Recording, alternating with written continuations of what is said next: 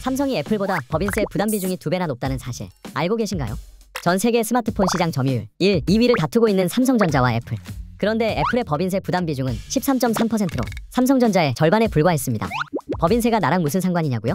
법인세는 곧 기업의 부담으로 작용해서 기업 경쟁력 감소, 고용여력 악화, 투자 심리 위축으로 이어집니다. 또 기업 부담이 늘어나면 배당 여력이 줄어들고 일자리가 줄 수 있으며 기업이 판매하는 상품 가격에도 영향을 미칠 수 있습니다. 2022년 우리나라의 법인세 부담 비중은 5.4%로 OECD 국가 중 세 번째로 높은 수준입니다.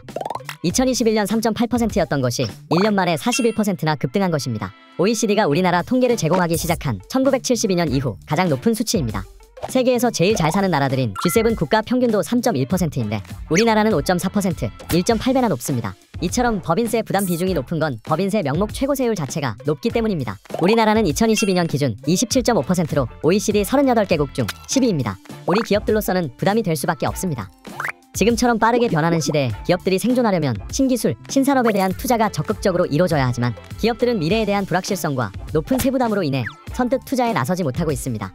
투자가 부진하면 일자리 창출도 어려워져 결국 우리 경제도 활력을 잃게 됩니다.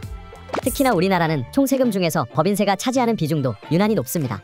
이 또한 OECD 기록에서 확인할 수 있는데 OECD 평균이 11.7%, 우리나라는 16.8%로 OECD 국가 중 6위입니다. 소득세수와 부가가치세수 비중이 높은 글로벌 스탠다드와는 달리 우리나라는 유독 다른 세수에 비해 법인세수 비중이 매우 높습니다. 기업이 힘들면 결국 나라 안팎으로 어려워질 수 있습니다. 최근 독일은 4년간 320억 유로, 우리 돈으로 약 45조 9천억 원 규모의 법인세를 감면해주기로 결정했습니다. 경기 침체가 심각해지자 국가 경제를 위해 먼저 법인세를 손본 것입니다.